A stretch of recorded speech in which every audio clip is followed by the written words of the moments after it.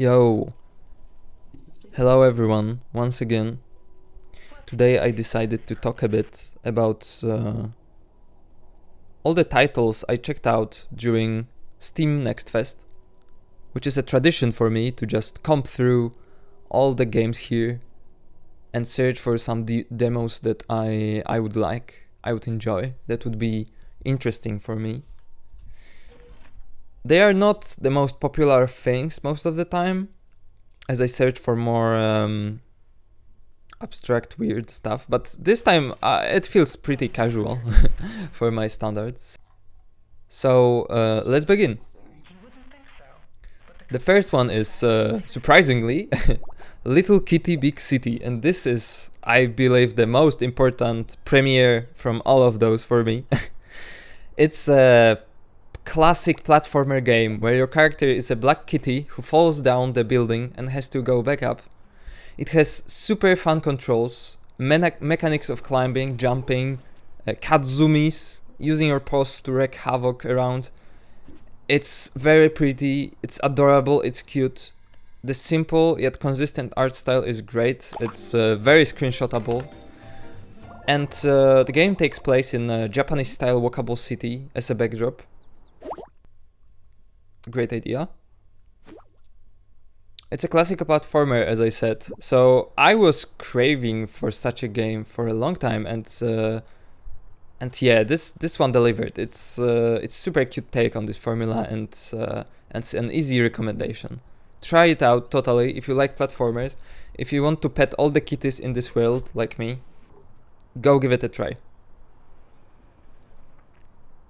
The next one, wow, the art style of Fortune's Run was what made me download the demo, and it's super atmospheric.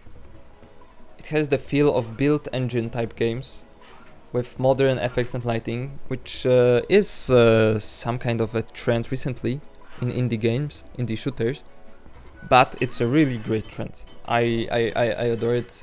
Bring me more. And the gameplay of Fortune's Run reminded me a bit of immersive sim like Deus Ex combined with an old school shooter like Blood, for example. And it has mechanics of using hardware, dialogues, utilizing items in your inventory, which is mixed with this frantic fast-paced combat known from boomer shooters. And throughout the game I also discovered this charming little feature of leaving notes for other players on the walls with an item. I don't remember if it was chalk, I think, and you could use it anywhere you were, and there is a system built in the game for using like these prompts to communicate what can be expected ahead. It works great, and this is, I believe, an online feature for like players to leave the notes for others, because it's a single player game.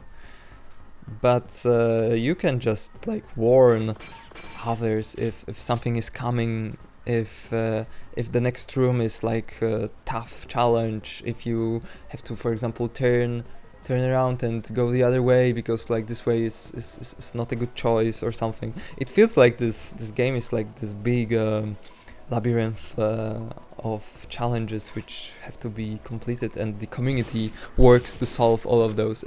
It was absolutely charming, and I wasn't in the mood for such game, frankly, and I played it anyway, like 2 times, I think. So it's a very good sign. Go check it out if you like boomer shooters and atmospheric build engine games. Escape from Mystwood Mansion.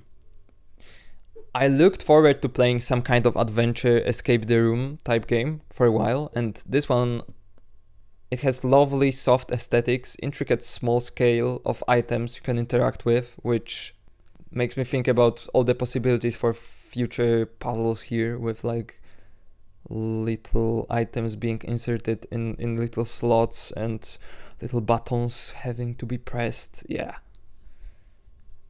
and it has no needless explanations. You are just in the room and you have to escape it. You are trapped inside and you have to work your way out.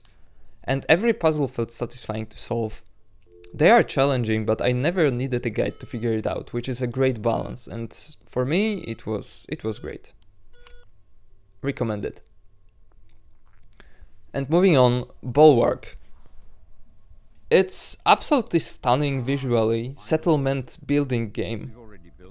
I'm a big fan of this type of games, and this one is more like an aesthetic experiment than management type of game, but it felt great to build those tower structures of little civilization nested in a narrow strait between mountains and sea, and it has great atmosphere. And I got hooked into the demo for longer than expected. I was making screenshots of like this town up close and from a distance with sun setting behind. It has a screenshot mode. Please make more games with screenshot modes. And I think it's a prologue for a more complex game, so I'm really curious how it comes out in the end. Fingers crossed for these guys making this, and yeah, check it out. Jumplight Odyssey. It's a mix between FTL and 2 Point Hospital type game with strong Futurama-esque aesthetics, and these visuals made me install the demo once again, but frankly I'm not a big fan of this 2 Point Hospital type of management games. The building aspect feels a bit restricting, and I can't put my finger on why exactly, but I'm not enjoying it fully. Nevertheless, if you ever like this building in 2 Point Hospital, this feels deeper thanks to the addition of space travel, expeditions, and roguelike mechanics of running away from enemy and choosing your path, which is known from FTL. And yeah, I feel there is a lot of potential here, but maybe not for me. And there are 2 other little games I checked out. They weren't extremely interesting for me, but I felt they are worth a mention. So the first one, Wood and Weather. It's very original little game with gorgeous woodblock town where you try to help the little citizens with some goofy stuff while walking or flying around as a big blue hand. It's pretty and it's interesting, but not something I would spend more time in. I really adore this this style. This few minutes I spent here were great, but yeah, this feels more like an experiment. And VICCP 2, a puzzle game based on the operation of Soviet-style retro technology.